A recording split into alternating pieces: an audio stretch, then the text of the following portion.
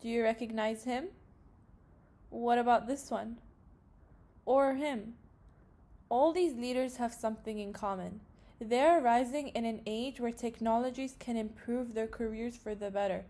However, China is leading the way, with the increase in vast surveillance systems comprised of millions of cameras that are powered by sophisticated facial recognition softwares distributed amongst the Chinese states.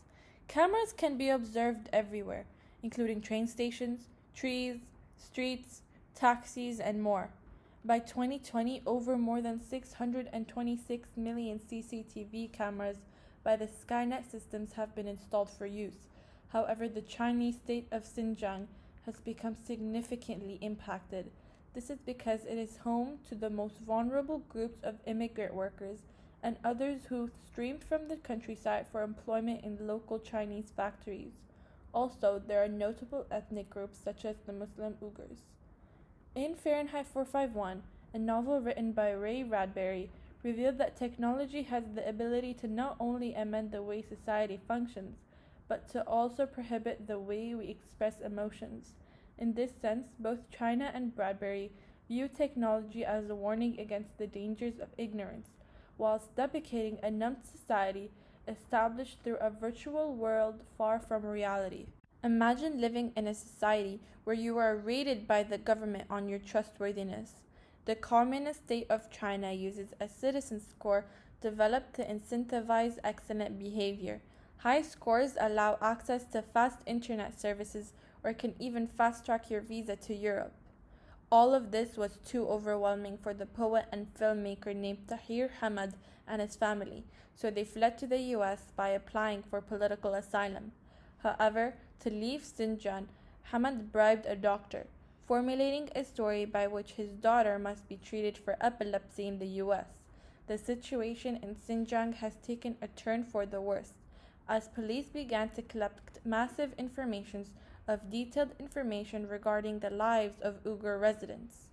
就是发到每一个人的手里，这边有很多信息，它的民族身份、维吾尔族、无业人员、有护照、每日礼拜，这是给人打分，判断这个人是防行人员还是一般人员还是不。Unfortunately, Chinese citizens do not have the freedom to create political posts, nor to contradict the government's official narrative on current events. Eventually, the government's control over small private tech companies monitor citizens' movements, purportedly to reduce the amount of crime and terrorism by regularly trawling through people's social media accounts and their online shopping data. Similarly, Bradbury introduces the main antagonist named Captain Betty, a destructive fire chief who is educated and a perceptive manipulator. Ironically, he burns books with a fiery vengeance. However, he spends half of his time quoting them. Where's your common sense? None of those books agree with each other. You've been locked up here for years with the regular damn Tower of Babel. Captain Betty is a paradoxical character. This is because he claims that books can be contradictory, yet he references the Tower of Babel, showcasing his familiarity with the Bible. Ultimately, China's government and Bradbury use technology to help evaluate how trustworthy their citizens are. In this case, China uses the citizen score, whilst Bradbury portrays Captain Betty's character as a knowledgeable man with the ability to penetrate into people's minds and read them like an open book. Every move people make is seemingly captured digitally, through cameras perched over sidewalks, across busy intersections, or shopping districts. Significantly, the government's use of monitoring and intimidating dissidents has worried human rights advocates. This is because more surveillance will erode the freedom of ordinary people and undermine their ability to question their rulers. An outspoken human rights lawyer named Ni Tianhe knows firsthand how the state can use video images against people they do not approve of. She is under massive surveillance by authorities that it was suggested to visit her after the dark due to China's state security agents, who turn cell phones into listening devices, allowing them to eavesdrop on her conversations and track her movements. One morning when I was going to a court hearing, I called an unlicensed driver, says Lee. Police found out through the telephone that the car was coming to my compound. Then they waited there to catch me. The police became involved in her private life, by showing her boyfriend photos of other men she was involved with. Li continues to criticize China's governments, although Shanghai authorities have begun to force her to leave the city and return to her home in the far western China. Contrastingly, Bradbury's government control and the manipulation of technology can be shown through the use of a mechanical hound. In this dystopia, the hound was conveyed as the watchdog of society, programmed by the government to avenge and punish those who break the rules. Guy Montag informs Captain Betty that the hound dislikes him. However, Betty said, "Come off it. It does not like or dislike. It just functions.